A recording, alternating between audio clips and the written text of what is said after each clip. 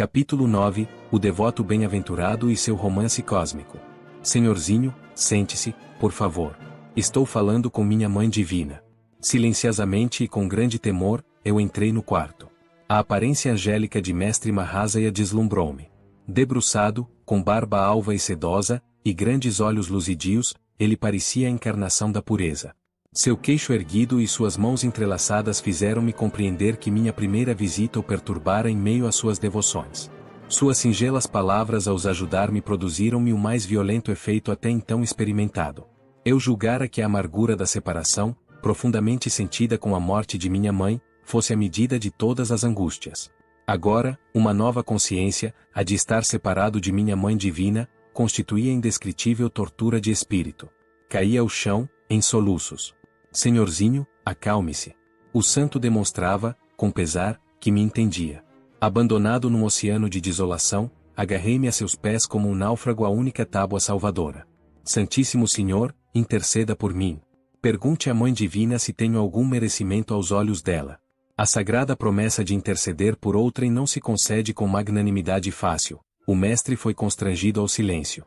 Sem a menor sombra de dúvida, eu estava convencido de que Mestre Mahasaya tratava intimamente com a Mãe do Universo. Era profundamente humilhante constatar que meus olhos estavam cegos para aquela que, no mesmo momento, era perceptível ao olhar imaculado do santo. Apertando-lhe os pés sem pudor e surdo aos seus delicados protestos, implorei repetidamente a graça de sua intervenção. Levarei sua súplica à bem-amada. A capitulação do mestre veio, enfim, com um sorriso lento e compassivo. Que poder havia naquelas poucas palavras para que eu me sentisse aliviado em meu tempestuoso exílio? Senhor, recorde-se de sua promessa. Voltarei em breve, à procura da mensagem. Esperança e júbilo soavam em minha voz que, há um momento atrás, se afogava em soluços de aflição. Desci a longa escadaria, oprimido por recordações. Esta casa em Amherst Street 50, atual residência de Mestre Mahasaya, fora certa vez o lar de minha família e cenário da morte de minha mãe. Aqui, meu coração humano se despedaçava pela mãe desaparecida. E aqui, hoje, meu espírito se sentia crucificado pela ausência da Mãe Divina. Sanders Paredes. Testemunhas silenciosas de meus opressivos sofrimentos e, por fim, de minha cura. Com passos ansiosos, regressei ao lar Gurpar Road. Buscando o isolamento de meu pequeno quarto no sótão, ali permaneci em meditação até 10 horas. A escuridão da quente noite hindu foi subitamente iluminada por uma visão maravilhosa. Num balde esplendor, a Mãe Divina estava diante de mim. Sorrindo ternamente, sua face era beleza pura. Sempre o amei. Sempre o amarei. A música celestial ainda ressoava no ar quando ela desapareceu. O sol da manhã seguinte mal havia despontado e eu já fazia minha segunda visita ao Mestre Mahasaya. Subindo as escadas daquela moradia de lembranças tão pungentes, cheguei ao seu aposento no 3º andar. A maçaneta da porta fechada fora envolvida num pano, insinuação, pensei, de que o santo queria estar só.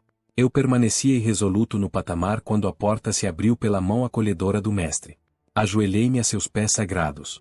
Disposto a me divertir, assumi uma ardente solenidade, ocultando o júbilo divino. Senhor, muito cedo, reconheço, vim em busca de sua mensagem. A Mãe bem-amada disse algo a meu respeito? Senhorzinho travesso. E ele não acrescentaria outro comentário. Evidentemente, minha pretensa gravidade não o impressionara. Por que tão misterioso, tão evasivo? Será que os santos nunca falam abertamente? Talvez minha atitude fosse provocadora. Você veio tirar a prova? Seus olhos revelavam plena compreensão. Posso acrescentar nesta manhã uma só palavra à garantia que você recebeu ontem, às 10 horas da noite, da própria Mãe Formosíssima? Mestre Mahasaya possui completo governo sobre as comportas de minha alma transbordante. De novo cai prostrado a seus pés. Desta vez, porém, minhas lágrimas brotavam de beatitude e não de sofrimentos anteriores. Você pensa que sua devoção não comove a misericórdia infinita? A maternidade de Deus que você venerou sob ambas as formas, a humana e a divina, nunca poderia deixar sem resposta seu pranto desamparado. Quem era este santo singelo, cuja mínima demanda ao Espírito Universal obtinha tão doce consentimento? Seu papel neste mundo era molesto, como convinha ao homem de maior humildade que até hoje conheci. Nesta casa de Amherst Street, Mestre Mahasaya dirigia uma pequena escola secundária de frequência masculina. Nunca uma palavra de repreensão saiu de seus lábios, nenhuma régua ou palmatória mantinha a disciplina. Matemática superior era realmente ensinada naquelas modestas salas de aula e uma química de amor à sagrada, ausente dos compêndios. Ele irradiava sua sabedoria mais pelo contágio espiritual que pelo preceito inacessível. Consumido de autêntica paixão pela Mãe Divina, o santo, semelhante a uma criança, não exigia respeito exterior. Não sou seu guru, ele virá um pouco mais tarde, disse-me. Guiado por ele, sua experiência do divino em termos de amor e devoção traduzir-se-á em termos de sabedoria insondável. Todos os dias, ao cair da tarde, eu me dirigia a Merst Street.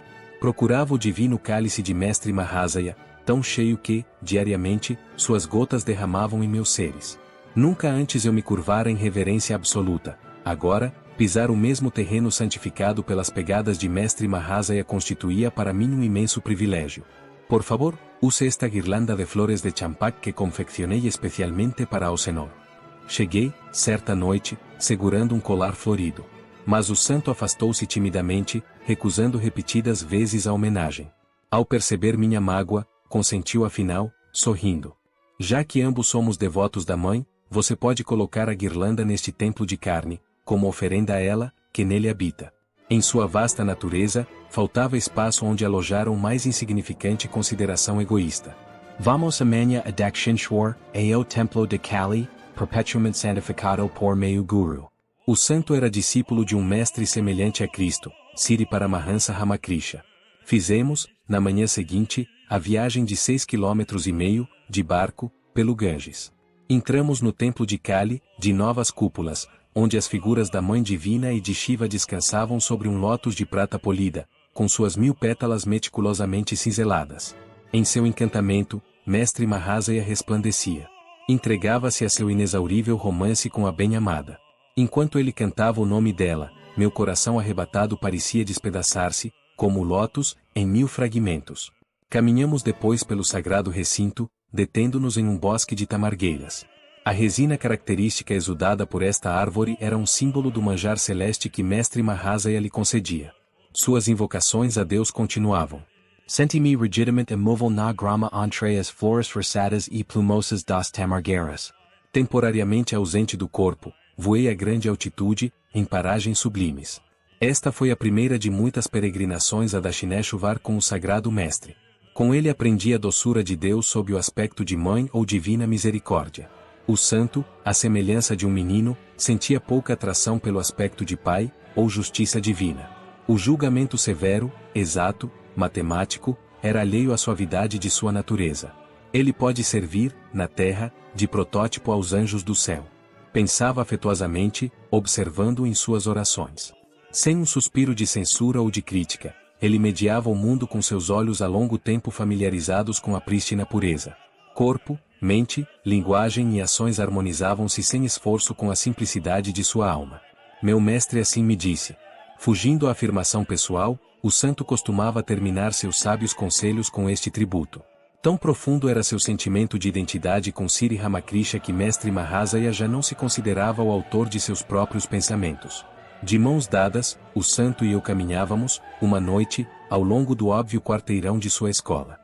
Minha alegria turvou-se ao chegar certo conhecido nosso, um indivíduo pretensioso, que nos molestava com seus longos discursos. Vejo que este homem não lhe agrada. O sussurro do santo não foi ouvido pelo egotista, fascinado por seu próprio monólogo. Já falei com a Mãe Divina a respeito. Ela compreende nossa triste situação. Logo que chegarmos àquela casa vermelha, ela nos promete recordar a este homem assuntos mais urgentes. Meus olhos colaram-se ao local de salvação. Ao chegar ao portão vermelho, o homem deu-me uma volta e partiu sem explicações, sem mesmo acabar a sentença ou se despedir. A paz voltou à atmosfera violentada. Em outra ocasião, sozinho, eu caminhava próximo à estação ferroviária de Oura. Detive-me por um instante junto a um templo, criticando em silêncio um pequeno grupo de homens que, acompanhados por tambores e símbolos, entoavam furiosamente um hino religioso.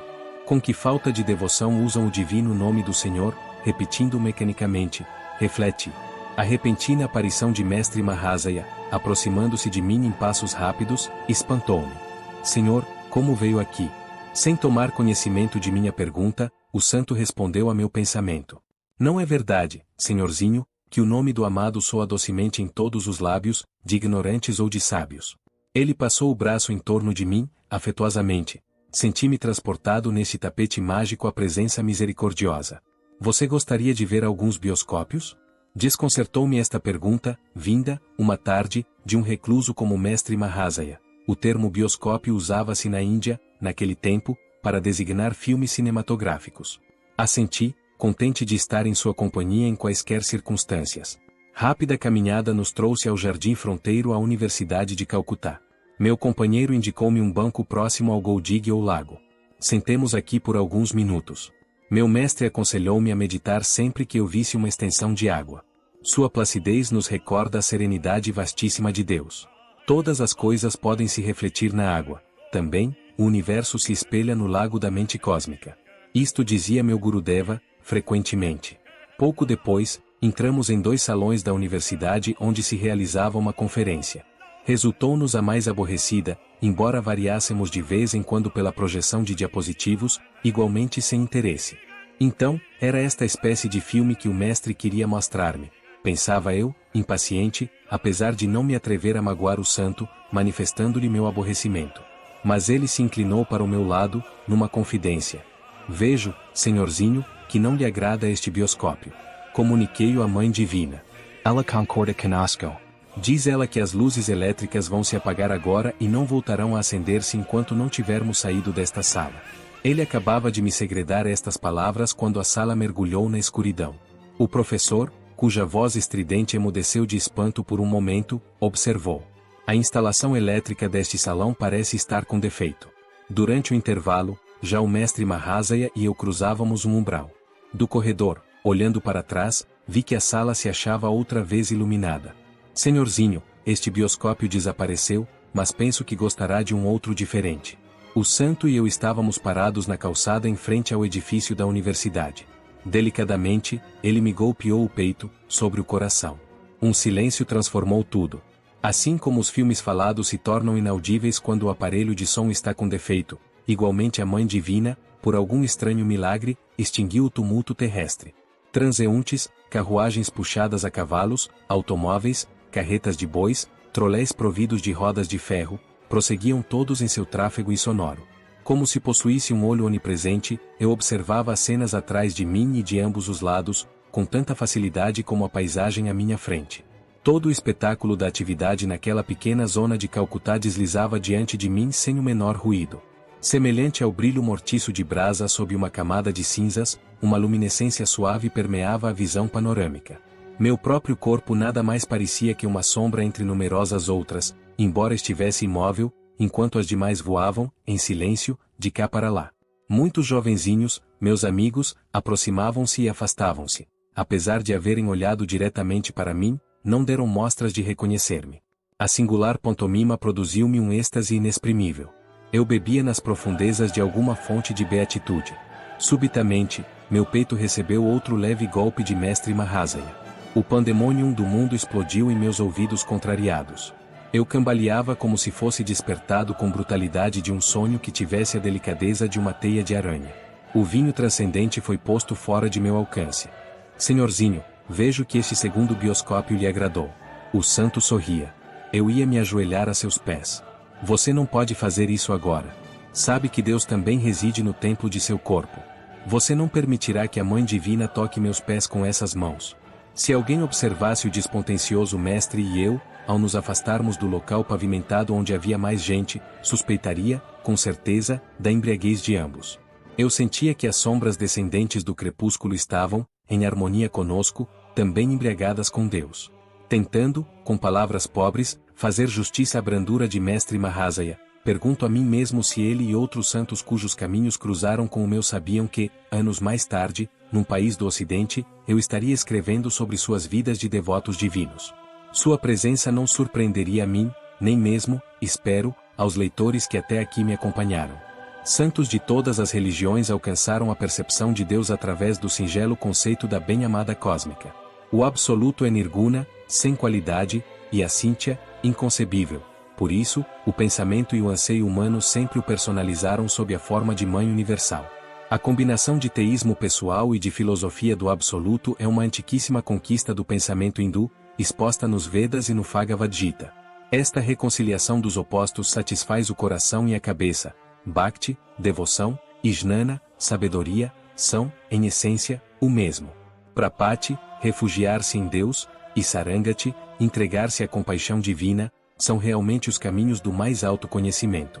A humildade de Mestre Mahasaya e de todos os outros santos brota do reconhecimento de sua total dependência, Seshatva, do Senhor, como única vida e único juiz. O homem, sintonizado com Deus, experimenta alegria genuína e ilimitada, porque a beatitude é a sua verdadeira natureza. A primeira das paixões da alma e da vontade é a alegria. Em todas as épocas, aproximando-se da mãe com espírito de infância, seus devotos atestam que sempre a encontram disposta a participar do jogo com eles. Na vida de Mestre Mahasaya, as manifestações do jogo divino ocorreram em ocasiões importantes e não importantes. Aos olhos de Deus, nada é grande ou pequeno. Se ele não houvesse construído o pequenino átomo com exatidão e beleza perfeita, poderíamos nós sustentar a orgulhosa estrutura de Vega ou de Arcuro. As distinções entre importante e não importante são, seguramente, desconhecidas para o Senhor, a fim de evitar que, por falta de um alfinete, o cosmos se desmorone.